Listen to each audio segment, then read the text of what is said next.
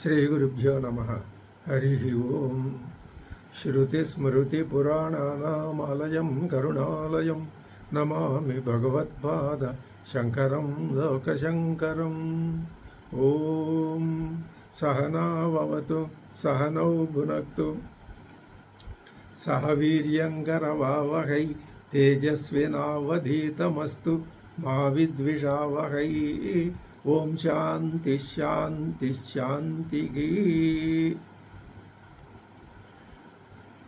నాయమాత్మా ప్రవచనేన లభ్యః న మేధయా న బహునా శ్రుతేన. యం ఏవ ఏష వృణుతే యమేవైష వృణుతే తేన లభ్యః తస్య ఏష ఆత్మా తస్యైష ఆత్మా వివృణుతే తనూగుం స్వాం తనూం స్వాం. న అయం ఆత్మా ప్రవచనేన లభ్యః.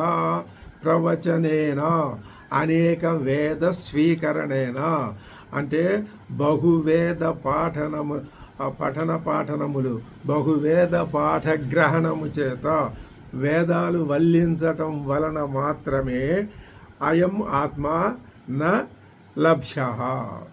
కేవలం వేదాలను వల్లించినంత మాత్రాన నీకు ఆత్మజ్ఞానం రాదు. అలాగాని వేదాలు వల్లించకపోతే వస్తుందా? అది రాదు. అంటే వేదాలు వల్లించకపోవటం అర్హతని బట్టి అర్హతను సాధించుకోవటం కోసం ఉంటుంది. అసలు ఉపనిషత్తు ఉన్నదే వేదంలో అయితే వేదాన్ని చదవటం మూలన కేవలం వేదాన్ని చదవటం మూలానే నీకు ఈ ఆత్మని గురించి అర్థం కాదు అని చెప్తే ఎలా కుదురుతుంది? వేదము యొక్క అవసరం ఎప్పుడూ ఉంటుంది. వేదాన్ని పఠించేవాడికే లేదా వేద పఠనం యొక్క ఆవశ్యకత ప్రాముఖ్యత తెలిసిన వాడికే లేదా వేదాంతంలో ఉన్నటువంటి అర్థాన్ని గ్రహించాలి అనేటటువంటి వాడికే పూర్వజన్మ సంస్కారాల్లో ఎక్కడో ఆ వేద పఠనం లేకపోతే వేద ప్రచోదితమైన అంశాల మీదకి మనస్సు పోదు. మరి ఎందుకు ఇలా చెప్తున్నారు అంటే కేవలం వేద పఠనం మాత్రం చేతనే రాదు. అది ఒకటే ఒక అర్హత కాదు. మరి ఏమిటి అర్హత చెప్తారు. అదే చెప్తున్నారు. నా అయం ఆత్మ ఈ ఆత్మ ప్రవచనేన అనేక వేద స్వీకరణేన అంటే వేద పఠనం చేతనే నా లభ్యః లభించదు. మరి ఇంకా దేని చేత లభించదు? నా అపి మేధయా మేధస్సు చేత కూడా లభించదు. అలా కాదండి, వేద పఠనమే కాదు మేధాశక్తి కూడా ఉంది అంటే నా మేధాశక్తి చేత కూడా లభించదు. మేధాశక్తి అంటే అర్థం స్వామివారు చెప్తున్నారు గ్రంథ అర్థధారణ శక్త్యా. గ్రంథం చదివి దాంట్లో ఉన్న అర్థాన్ని ధారణ బట్టి ఆ గ్రంథ సహాయం లేకుండా మొత్తం గ్రంథం యొక్క అర్థాన్ని చెప్పటమే మేధ. ఆ మేధ ఉన్నంత మాత్రం చేత రాదు. సరసతయించులేక అని పద్యం చెప్పినట్లుగా అసలు ఆ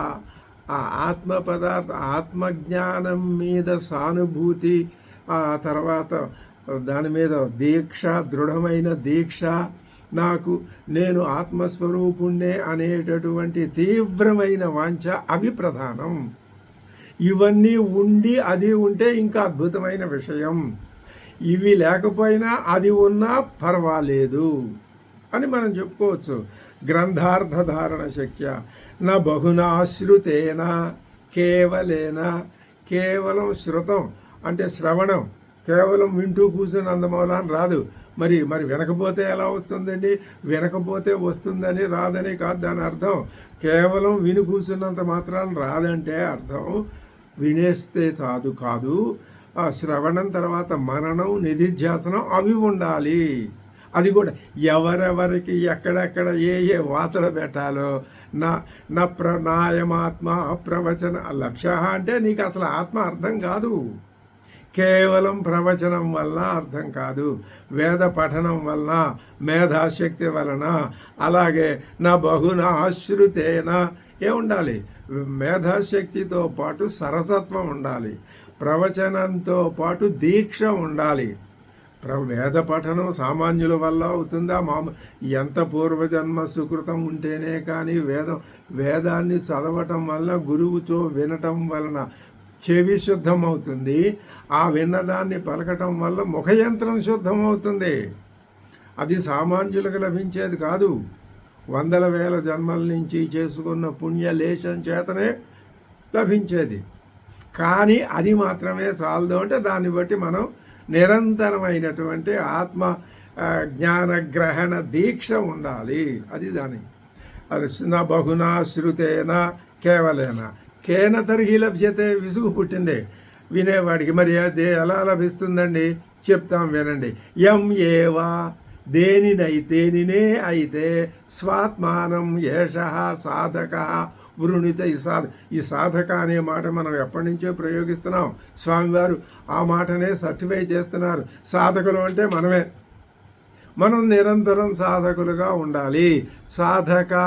ఆ సాధక అర్థం, సాధక ప్రయోజనం, సాధక స్థితి, సాధక భావన ఉండాలి. ఉంటేనే ఇవన్నీ ఉన్న తర్వాత అర్థమవుతుంది. అది వృణుతే ప్రార్థయతే తేన ఏవ ఆత్మన వరిత్ర స్వయం ఆత్మ లభ్య. ఆత్మచేతనే ఆత్మజ్ఞానం తేనైవ ఆత్మన లభ్యతే పొందబడుతుంది. జ్ఞాయతే ఏవ ఇది అర్థ. దీని మీద ఒక చిన్న స్పష్టమైనటువంటి రూలింగ్ ఇస్తున్నారు స్వామివారు. ఏమని? నిష్కామస్య ఆత్మానం ఏవ ప్రార్థయత ఆత్మన ఏవ ఆత్మ లభ్యతే. వాడు నిష్కాముడై ఉండాలి. ఆత్మన తన ఆత్మచేతనే ఆత్మని ప్రార్థించుకోవాలి.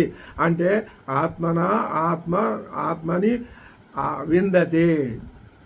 తన యొక్క ఆత్మచేతనే ఆత్మజ్ఞానాన్ని ప్రార్థించాలి. అది అతనికి అప్పుడు ఏం చేస్తుంది? కథం లభ్యత. ఎలా లభిస్తుంది? ఏ విధంగా లభిస్తుంది అంటే అద్భుతం చెప్తున్నారు. తస్య ఆత్మకామస్య. అటువంటి ఆత్మకాముడున్నాడే, అంటే ఆత్మజ్ఞానం తెలుసుకోవాలి అనేటటువంటి ఆత్మయంద కామం కలవాడు, అతడికి ఏష ఆత్మా వివృణుతే. అది స్వర్గఫలం. తనంతట తాను వచ్చి వివృణుతే, విచ్చుకొని అతనికి దర్శనమిచ్చి అతన్ని ఆహ్వానిస్తుంది. ప్రకాశయతి. దేనిని? పారమార్థికీం తను స్వాం స్వకీయం. పారమార్థికమైనటువంటి పరలోకానికి సంబంధించిన మోక్ష సంబంధించిన అటువంటి తన శరీరాన్ని. అది ఎక్కడి నుంచి వచ్చి కనపడుతుందండి? ఎక్కడి నుంచో రాదు. మనస్సులు నీలోనే ఉంది. మరి నాలో ఉన్నది నాకు కనపడడానికి ఎంత బాధపడాలండి? నాయమాత్మ ప్రవచనైన లక్ష్య మరి నా మేధయ నా ఇవన్నీ ఈ అడ్డంకులన్నీ దాటాలండి. నాలో ఉన్నదానికే దాటాలి. దాటకపోతే అసలు నీలో ఉన్నదని నీకే తెలీదు. ఇప్పటిదాకా తెలిసినా ఉపనిషత్తు చెప్పకపోతే నీకు తెలుస్తుందా? ఎలా తెలుస్తుంది? శాస్త్రం చెప్పకపోతే ఎవరు చెప్పినా నువ్వు వినవు కదా, ఒప్పుకోవు కదా. నాలో ఒక్క నేనే ఉందండి, ఇన్ని నేను లేవు, పైగా నువ్వు వాదిస్తావు. నీకంటే మించినటువంటి ఆ వాదనలో నిన్ను మించిన లాయర్లు ఎవరూ లేరు. భారతదేశంలోనే కాదు, ప్రపంచంలోనే లేరు. దేంట్లో? నాలో ఉన్నది ఒకే ఆత్మ. ఇన్ని ఆత్మలు ఉన్నాయంటే నేను ఒప్పుకోను. ఏ చట్టం ప్రకారం, ఏ రూల్ ప్రకారం ఇదంతా నువ్వు అడుగుతావు? అవి చెప్పినా వినవు. ఒక్క శాస్త్రం చెప్తేనే. శాస్త్రం కూడా ఈశా చెప్పాం, కేన అందులో చెప్పాం, ఇప్పుడు కథ ఇందులో ఎలా చెప్తున్నాం? సోపపత్తికంగా రుజువు చేస్తున్నాం. అది లేకపోతే నువ్వు లేవు అని రుజువు చేశాం. ఇప్పుడైనా నమ్ముతావా? ఇప్పుడు నమ్మకపోతే అది ఎవరు శాపాలు అవి పెట్టరు. ఇప్పుడు నమ్మకపోతే ఏమవుతుందంటే ఇవాళ కాకపోతే రేపైనా నువ్వు ఆ దారికి రావాల్సిన, నువ్వే కాదు మొత్తం మానవ జాతి ఆ దారిలో వెళ్ళవలసిందే. ఏ దారిలో వెడితే అయితే ఆత్మజ్ఞానం కలుగుతుందో ఆ దారిలో. మరి ఆ దారిలోకి మొత్తం ప్రపంచంలో ఉన్న జనాభా అంతా, మొత్తం జనాభా, ఇది ఈ దేశానికి ఆ దేశానికి దీనికి దానికి ఆ వివరాలు నేను చెప్పనక్కర్లేదు. అలా విభాగాలకి సంబంధించింది కాదు. ఇది మానవ జాతికి సంబంధించిన విషయం.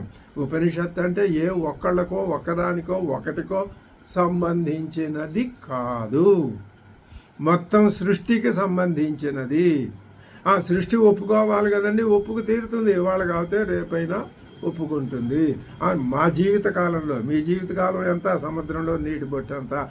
అప్పుడు కూడా మీరు ఏ ధైర్యంతో ఈ మాట చెప్తున్నారు, మేము దాన్ని ఏ ధైర్యంతో ఒప్పుకోవాలి అంటే, మా జీవితకాలంలో అని అన్నావే, మీ జీవితకాలం స్వల్పమైన పరిమాణం. నువ్వు ఓ పని చేయి, నువ్వు దాన్ని విస్తృతపరుచుకో. ఎస్తు సర్వాణి భూతాన్ని ఆత్మన్యేవ అనుపశ్యతి సర్వభూతస్థమాత్మానం. ఆ దశకు చేరుకుంటే నీకు నీకు ఏ ప్రశ్నలు వచ్చినా సమాధానాలు నువ్వే చెప్తావు. అసలు నీకు అలా అడిగి ప్రశ్నలు అడిగి సమాధానాలు చెప్పిన తర్వాత ఇంక ప్రశ్నలు అడిగే స్థితి ఉండదు. అంతా నిశ్శబ్దంగా ఉంటుంది, మౌనంగా ఉంటుంది. అక్కడ దక్షిణామూర్తి వస్తాడు. కాబట్టి ఇప్పుడు అదే చెప్తున్నారు, పారమార్థికీం తను స్వాం స్వకీయాం స్వయాథాత్మ్యం. యాథాత్మ్యం అనే మాటని భగవత్పాదులు విడిచిపెట్టరు. ఎక్కడ? మొట్టమొదటి వాక్యంలో, ఈశావాస్యంలో మొదటి వాక్యంలో చెప్పారు ఆ మాట. ఇక్కడ కూడా మళ్ళీ చెప్తున్నారు, దేనిని నీకు చూపిస్తుంది అని అంటున్నామే కానీ అది కాదు ప్రధానం. నువ్వే చూస్తావు అని అన్నా తప్పే. నా వాక్కులు చెప్పలేవు, కళ్ళు చెప్పలేవు, చెవులు చెప్పలేవు అని కేనోపనిషత్తు చెప్పిందిగా. నీకే కనిపిస్తుంది.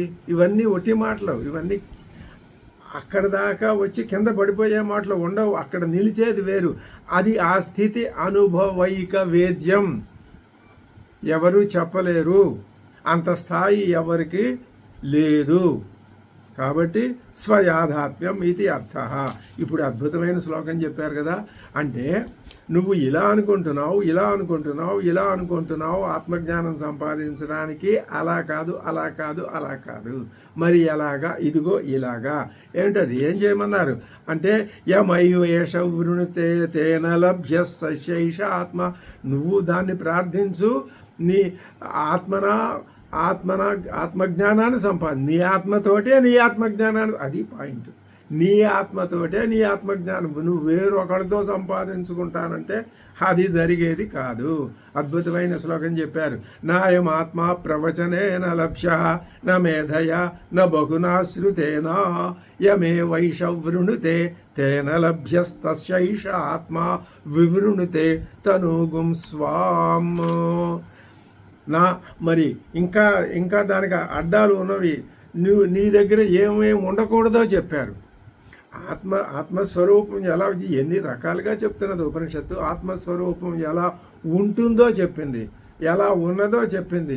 నువ్వు ఆత్మజ్ఞానం కోరే నువ్వు ఎలా ఉండకూడదో చెప్తోంది. ఇంకా చెప్తోంది అదే మాట. నా విరతో దుశ్చరితాత్ నా శాంతో నా సమాహిత నా శాంతమానసో వాపి ప్రజ్ఞానేనైవ మాప్నుయాత్. నా అవిరత దుశ్చరితాత్ నా అశాంత నా అసమాహిత నా అశాంత మానసో వాపి ప్రజ్ఞానేన ఏనం ఆప్నుయాత్. కేవలం ప్రజ్ఞానంతో మాత్రమే నువ్వు ఈ బ్రహ్మజ్ఞానాన్ని పొందగలవు. ఎలాగా? అదే చెప్తున్నారు. ప్రజ్ఞానేన యథోక్తం ఆత్మానం ప్రాప్నోతి ఇది అర్థ. ప్రజ్ఞానేన, ప్రజ్ఞానము చేతనే. అంటే ప్రజ్ఞానేన బ్రహ్మ విజ్ఞానేన ఏవ. బ్రహ్మ విజ్ఞానం చేతనే నువ్వు ఆత్మజ్ఞానం పొందగలవు. ఏనం ప్రకృతం, మనం మాట్లాడుకుంటూ ఉన్నటువంటి ఆత్మానం ఆప్నుయాత్.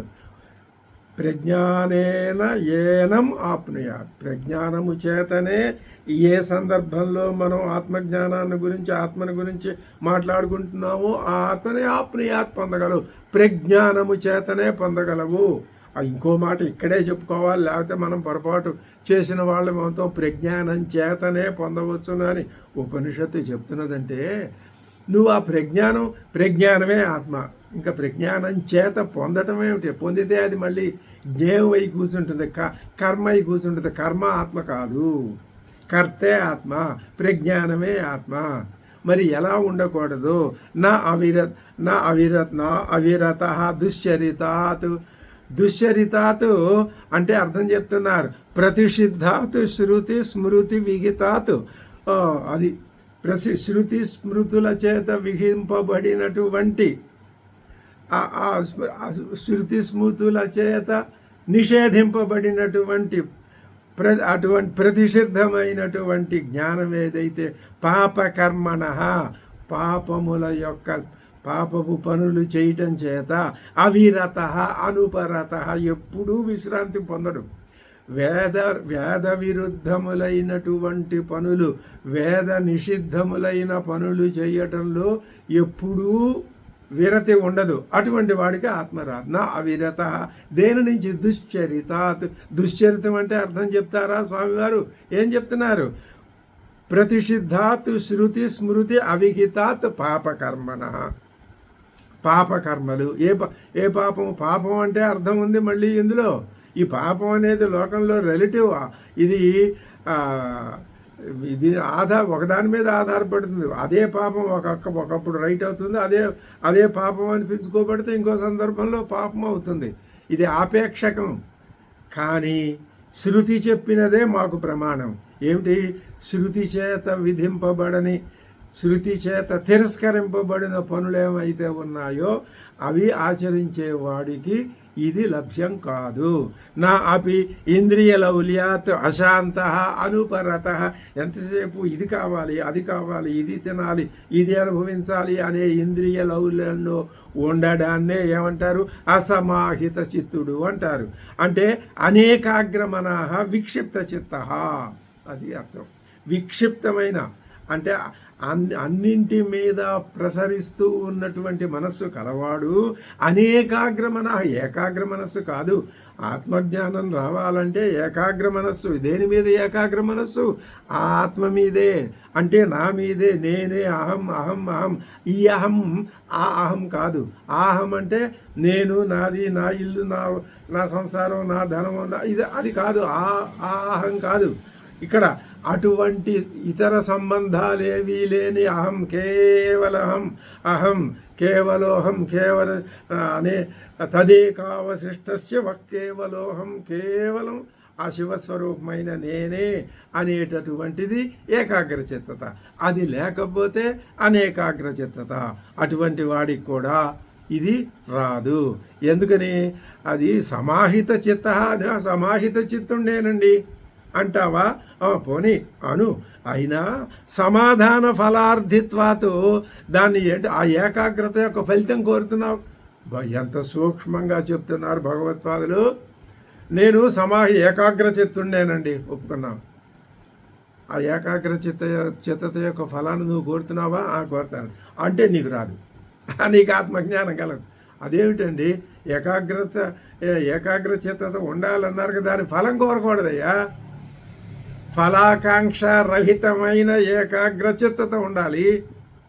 అంత తీవ్రాతి తీవ్రంగా ఉంటుంది ఆత్మజ్ఞానం అంటే.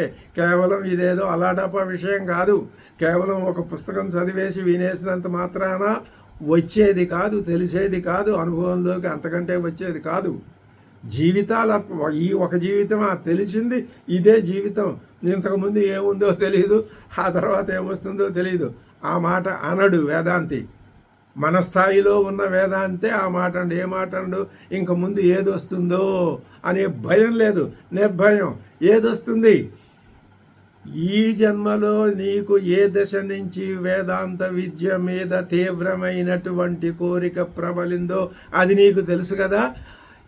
రాబోయే కాలంలో అంతకు ముందు వయస్సు నుంచే, అంతకు ముందు దశ నుంచే నీకు ఆ వేదాంత విద్య మీద తరగని మక్కువ ఏర్పడే విధానం ఖాయం.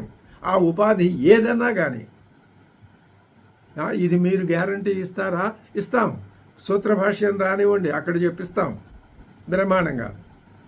సమాధాన ఫలార్థిత్వాత్ నాపి అశాంత మానస వ్యాపృత చిత ప్రజ్ఞానేన బ్రహ్మ విజ్ఞానమే నేను మాత్రమే ఏనం ప్రకృతం ఆత్మానం ఆప్నుయాత్.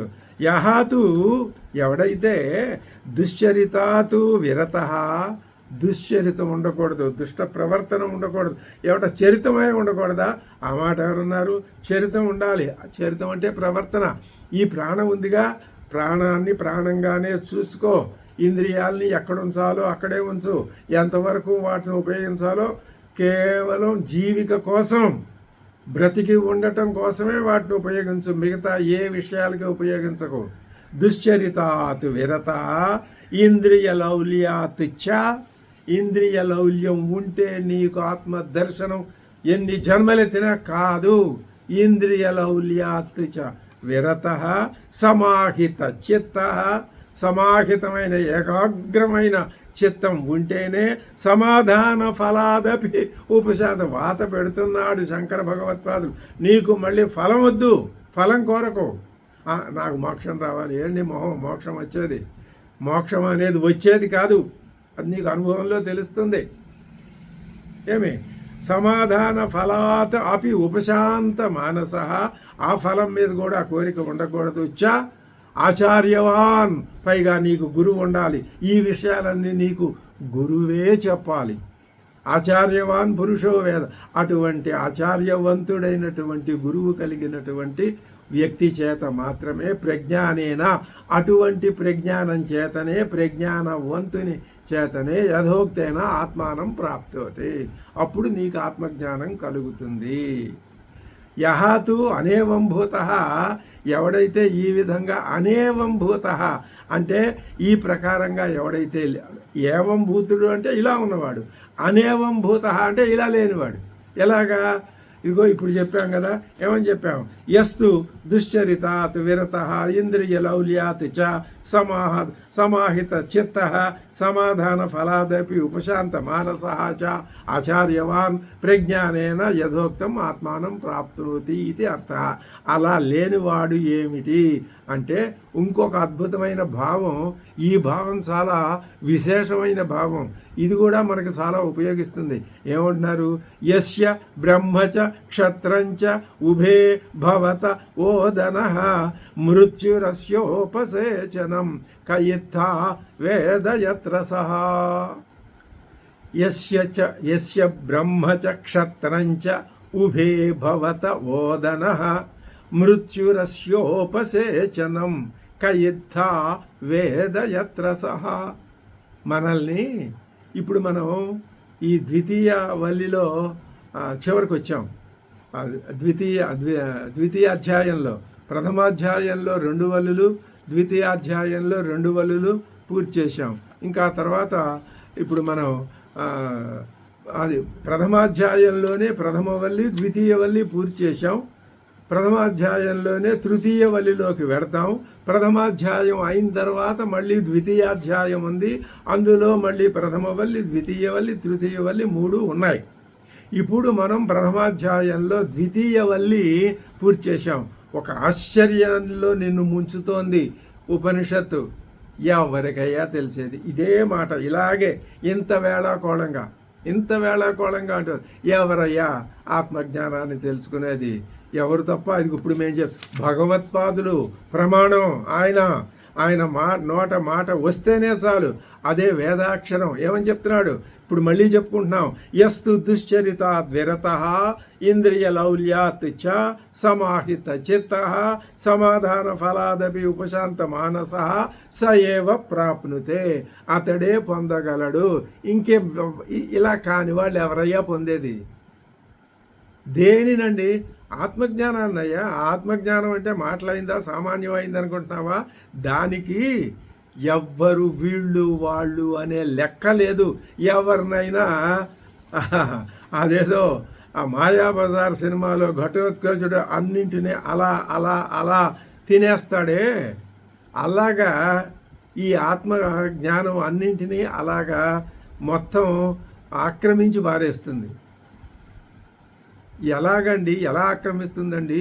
వేటిని ఆక్రమిస్తుందండి? చెప్తున్నాం విను. యస్య అంటే ఏ ఆత్మకైతే బ్రహ్మచ క్షత్రంచ ఉభే భవత ఓదన ఆహారం, అది చెప్తున్నారు శంకర భగవత్పాదులు. చూడండి. యస్య ఏ ఆత్మకైతే బ్రహ్మచ క్షత్రంచ బ్రహ్మక్షత్రే బ్రహ్మము క్షత్రము అంటే బ్రాహ్మ్యము క్షాత్రము ఈ రెండే ప్రధానం. బ్రాహ్మ్యము అంటే ఆత్మతత్వాన్ని చెప్పేది, క్షాత్రం అంటే ఆ చెప్పేదాన్ని ఆ చెప్పే పనిలో ఉండంగా దానికి ఏ ప్రమాదము రాకుండా రక్షించేది. ఇది భారతీయ సనాతన దృక్పథం. ఆత్మజ్ఞానం నిరంతరం చెప్పబడుతూ ఉండాలి, దానిని రక్షించే శక్తి ఉండాలి. దీన్ని ఇంకో రకంగా సమన్వయించి చెప్పమంటారా? చిత్తు సత్తు. పోనీ లోకంలో సత్తు చిత్తు అని ఉంది కదా, అలా చెప్తాం. అలా కాదు, చిత్తు. ఆ సత్తు చిత్తు పోనీ ముందు సత్తే చెబుదాం. సత్ అంటే శక్తి, శక్తి అంటే క్షాత్రం. అక్కడ లేదు. భగవత్పాదులు కూడా ఈ మాట చెప్పలా. మనం అనుకోవచ్చు, తప్పే ఉంది. మనకు స్ఫురిస్తే మనం రైట్ యాంగిల్లోనే పెడుతున్నాం కదా. సత్ అంటే ఆ శక్తి. శక్తి దేనికి? రక్షించాలి. దేనిని? చిత్తు, జ్ఞానాన్ని. ఆ జ్ఞానానికి తనని తాను రక్షించుకోలేదండి. తనని తాను రక్షించుకునే శక్తి లేని దానికి ఎవరు రక్షిస్తే ఇలాంటి పిచ్చి పిచ్చి వాదాలు పనికిరావు. ఎందుకని? ఆ జ్ఞానమే శక్తి, శక్తే జ్ఞానం. మరి రెండు విడివిడిగా ఎందుకు చెప్తున్నావు? ఇదిగో ఇక్కడ నీకు ఆత్మస్వరూపం అర్థం కావటం కోసం ఈ ఆఖరి శ్లోకం అద్భుతంగా వర్ణించి చెప్పింది ఉపనిషత్తు. ఏముంటుంది?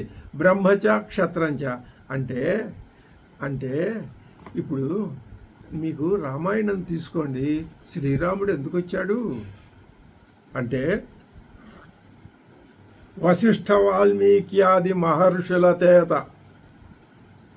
అరణ్యకాండలో కానీ, మరి లంకలో కానీ, కిష్కింధలో కానీ ఈ బ్రహ్మ విద్యకి ఎవరైతే అపకారం చేస్తున్నారో వాళ్ళని చావగొట్టడానికే ఆ క్షాత్రం వచ్చింది. బ్రహ్మచ క్షత్రంచ అంటే ఇది అర్థం. ఇది అద్భుతమైన విషయం కాదా? సరే, ఆ రెండు బ్రహ్మక్షత్రాలు రెండు ఇవి ఏమిటండి? శంకర భగవత్పాదులు చెప్తున్నారు, సర్వధర్మ విధారకే, అన్ని ధర్మాల్ని విధారకే నిలబెట్టేవి. ఆత్మజ్ఞానం ఉంటే దాన్ని ఆశ్రయించి అన్ని ధర్మాలు ఉంటాయి. దాన్ని రక్షించే అది ఉంటే దాన్ని ఆశ్రయించి అన్నీ ఉంటాయి. కాబట్టి బ్రాహ్మ్యం వేరు, ఇదం బ్రాహ్మ్యం ఇదం క్షాత్రం అనే ఇది వరస ఒకప్పుడు ఒక విధానం దేశంలో ఉంది.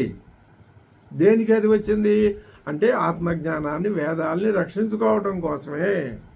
వేద ధర్మం ఇతరుల చేత భగ్నమైపోతున్నప్పుడు ఆ ఉన్న శక్తే ఇదం బ్రాహ్మ్యం ఇదం క్షాత్రం అని తన స్వరూపాన్ని చూపించుకుంది అని మనకు చరిత్ర చెప్తుంది. సరే, అది వదిలేయండి. సర్వధర్మ విధారకే అపి, అన్ని ధర్మాల్ని అవి నిలబెడతాయి. అయినప్పటికీ సర్వత్రాణభూతే, అన్నింటినీ రక్షించేవి అయినప్పటికీ ఉభే, ఆ రెండు కూడా ఓదన, ఆ రెండింటినీ కూడా తిని పారేస్తుంది. తినేసి శుభ్రంగా ఏమీ తిననట్టు అలా నిశ్చలంగా కూర్చుంటుంది. ఓదన అంటే అశనం, ఆహారము. భవతు శాతం అవుతాయి. ఏ రెండు? బ్రహ్మక్షత్రాలు రెండు కూడా అవుతాయి. ఏమవుతాయి? ఓదనం అవుతాయి. ఏమైనప్పటికీ అన్నింటినీ నిలబెడుతున్నప్పటికీ, అన్నింటినీ రక్షిస్తున్నప్పటికీ, అన్నింటినీ రక్షించేది క్షాత్రం, అన్నింటినీ నిలబెట్టేది బ్రాహ్మ్యం. ఈ రెండు అయినప్పటికీ అది రెండు, వాటిని కూడా ఈ ఆత్మ తినేసి కూర్చుంటుంది. అలా తింటే ఎలాగండి? ఇంకా ఆత్మను రక్షించేది ఎవరండి? ఏమాత్రం ఆ ఆత్మకి కొంచెం ఆత్మజ్ఞానం ఉండాలి కదా. అవి తినేసింది అంటే అర్థం ఏమిటి అంటే అవి కూడా లయించిన స్థితి ఆత్మజ్ఞానం అని మనం అర్థం చెప్పుకోవాలి. సర్వహరహ అపి మృత్యు యస్య ఉపసేచ, ఈ రెండింటినే తినేదానికి మృత్యు ఒక లెక్క. అదే వాములు తినే స్వాముల వారికి అప్పడాలు ఒక లెక్క అని సామెత ఉంది. అలాగా మృత్యురస్య ఉపసేచనం అంటే టిఫిను. ఓదనస్య అశనత్వే అపి అపర్యాప్త, ఆహారంలో ఒక ముద్దగా కూడా పనికిరాదు, చాలదు. అటువంటి ఆత్మజ్ఞానాన్ని ప్రాకృత బుద్ధికి ఎటువంటి వాడు ప్రాకృత బుద్ధి అంటే యథోక్త సాధన రహిత, చెప్పబడినటువంటి సాధనములు లేనివాడు, సన్ అయి కహా యుద్ధం ఏవం యుధం, ఇదిగో ఇలా ఉంటుంది అని యథోక్త సాధనావంతుడు తెలుసుకున్న విధంగా యథోక్త సాధనావంతుడు కానివాడు ఎలా యుద్ధవేద ఎలా తెలుసుకోగలడయ్యా?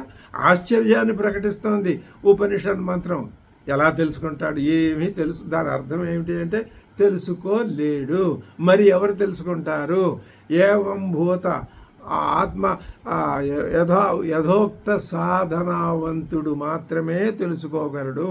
యథోక్త సాధనాలు లేనివాడు తెలుసుకోలేడు. యస్య బ్రహ్మచ క్షత్రంచ ఉభే భవత ఓదన మృత్యురస్యోపసేచనం కయుద్ధ యవేద యత్ర సహా. ఈ విధంగా మనం ప్రథమ వల్లి ద్వితీయ వల్లి పూర్తి చేశాం. ఒక్కసారి ఆ ప్రథమ ద్వితీయ వల్లుల్ని అలా పఠించుకుంటూ వెళ్ళిపోతే మనకి కొంత ఒక అవగాహన ఏర్పడుతుంది. తర్వాత రేపటి నుంచి మనం తృతీయ వల్లిలో ప్రవేశిస్తాం. ఇప్పుడు మొదటికి వస్తున్నాం అన్నమాట. ఉషన్హ వై వాజస్రవస సర్వవేద సందదౌ. ఎందుకంటే ఎప్పటికప్పుడు కేవలం శ్రవణం వల్ల నీకు రాదని ఇప్పుడే శాపం పెట్టారుగా భగవత్పాదులు. కాబట్టి శ్రవణం విడిచిపెట్టకూడదు, పఠనం విడిచిపెట్టకూడదు. నిరంతరం ఉపనిషత్తు చదువుతూ ఉండాల్సిందే. వయోభారం వల్ల మర్చిపోవచ్చు. మర్చిపోకుండా ఉండగలిగేది ఎవరు? కాబట్టి నిరంతరం ఉపనిషత్తు పాఠనం ఈ జరిగే కార్యక్రమం అదే. అధ్యయనం, అధ్యాపనం. అందుకే పెద్దలందరూ కూడా, పెద్దలంటే పెద్దలే, వాళ్ళు ఏం చేస్తారు అంటే కేవలం తమకు తాము అధ్యయనం కాక ఇతరులకి అది ఇతరులని ఉద్ధరించాలి అనే ఒక ప్రయోజనం, దానికన్నా కూడా తమని తాము ఉద్ధరించుకోవాలి అనే స్వార్థమే ఎక్కువ దాంట్లో. ఇందులో ఏమాత్రం అనుమానం లేదు. ఉషన్ఘ వై వాజస్రవస సర్వవేద సందదౌ తస్య నచికేత నామ పుత్ర ఆస తగుంహ కుమారగుం సంతం దక్షిణాసు నీయమానాసు శ్రద్ధా వివేశ సోమన్యత పీతోదకాః జగ్ధతృణాః దుగ్ధదోహాః నిరింద్రియాః అనందానామతే లోకాః తాన్ స గచ్చతి తాదదతు సహోవాచ పితరం తత కస్మై మాన్ దాస్యసి ఇతి ద్వితీయం తృతీయగుం తగుం హోవాచ మృచ్యవేత్వా దదామి ఇతి. బహూనామేమి ప్రథమః బహూనామేమి మధ్యమః కిగుం స్విద్యమస్య కర్తవ్యం యన్మయాజ్య కరిష్యతి. అనుపశ్య యథా పూర్వే ప్రతిపశ్య తథా పరే సస్యమివ మత్స్యః పచ్యతే సస్యమివ అజాయతే పునః. వైశ్వానర ప్రవిశత్యతిథిర్బ్రాహ్మణో వైశ్వానరః ప్రవిశత్యతిథిర్బ్రాహ్మణో గృహానో తస్యైతాగుం శాంతిం కుర్వంతి హర వైవస్వత ఉదకం.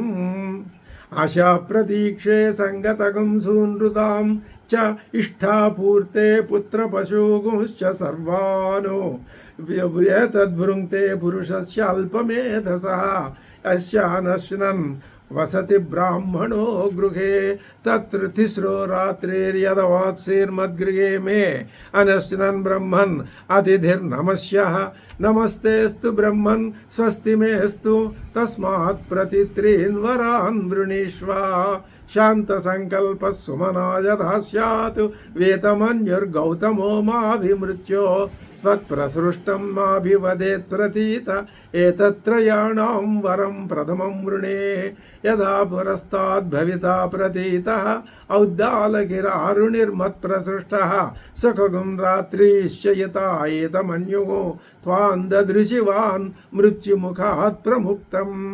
స్వర్గే లోకే న భయం కించ నాస్తి న తత్ర త్వం న జరయా బిభేతి उभे तीर्त्वा अशनाय पिपासे शोकातिगो मोदते स्वर्गलोके सत्वमग्निगुं स्वर्ग्यमध्येषि मृत्यो प्रब्रूहि तगुं श्रद्धधानाय मह्यं स्वर्गलोकाः अमृतत्वं भजन्ते एतद्वितीयेन वृणे वरेण प्रते ब्रवीमि तदु मे निबोध स्वर्ग्यमग्निं नचिकेतः प्रजानन् अनन्तलोकाप्तिमधो प्रतिष्ठां विद्धि त्वमेतन्निहितं गुहायां लोकादिमग्निं तमुवाच तस्मै या इष्टकाः यावतीर्वा यथा वा स चापि तत्प्रत्यवदद्यथोक्तम् अधास्य मृत्युः पुनरेव आह तुष्टः तमब्रवीत्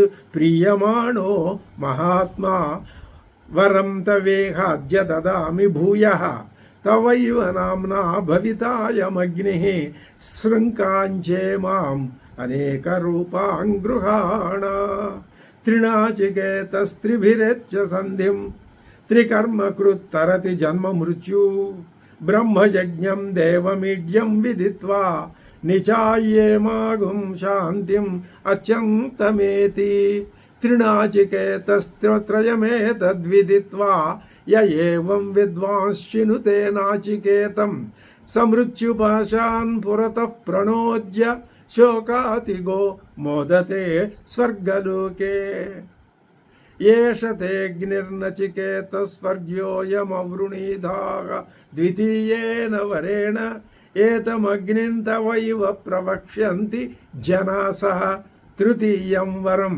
नचिकेतो वृणीष्व येयं प्रेते विचिकित्सा मनुष्ये अस्तीत्येकेनायमस्तीति चैके एतद्विद्यामनुशिष्टस्त्वयाहं वराणाम् एष वरस्तृतीयः देवैरत्रापि विचिकित्सितं पुरा न हि सुविज्ञेयम् अनुरेष धर्मः अन्यं वरं नचिकेतो वृणीष्व मामोपरोत्सेः अतिमासृजैनं देवैरत्रापि विचिकित्सितं किल त्वञ्च मृत्यो यन्न सुविज्ञेयमद्ध वक्ता चास्यत्तात्वादृगन्यो अन्यत्वादृगन्यो न लभ्यः नान्यो वरस्तुल्य तस्य कश्चित् एतस्य कश्चित् शतायुषः पौत्रान् वृणीष्व बहून् पशून्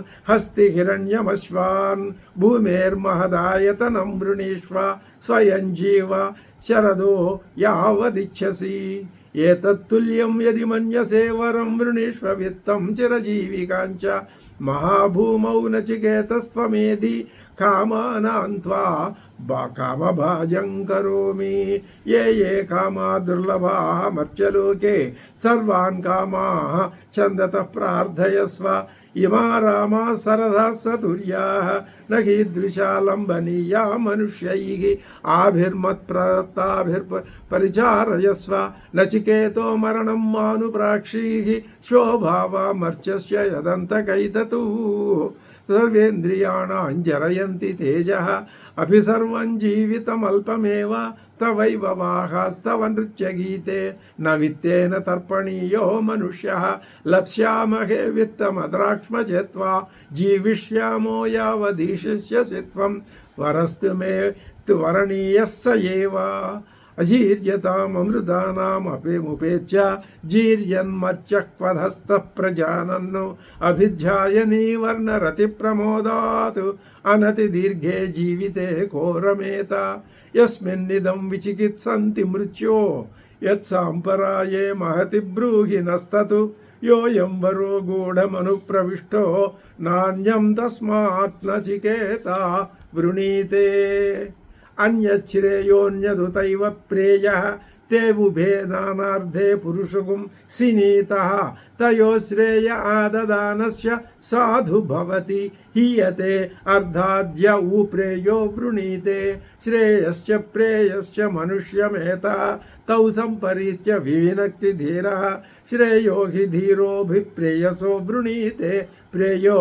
मंदो योगक्षेमाद्रुणीते सत्वं प्रियान् प्रियरूपांश्च कामानभिज्ञायन् नचिकेतोच्चस्राक्षीः नैतागुं शृङ्कां वित्तमयीमवाप्तः यस्यां मज्जन्ति बहवो मनुष्याः दूरमेते विपरीते विशूचि अविद्याया च विद्येति ज्ञाता विद्याभीप्सिनं नचिकेतसम्मन्ये नत्वा कामा बहवो लोलुपन्त अविद्यायामन्तरे वर्तमानाः स्वयं धीराः पण्डितं मन्यमानाः दन्द्रम्यमाणाः पर्यन्ति मूढाः अन्धेनैव नीयमाना यदान्धाः न साम्परायः प्रतिभाति बालं प्रमाद्यन्तं वित्तमोहेन मूढम् अयं लोको नास्ति पर इति मानी पुनः पुनर्वशमापद्यते मे श्रवणायापि बहुभिर्यो न लभ्यः शृण्वन्तोऽपि बहवो यन्न विद्युः आश्चर्यो वक्ता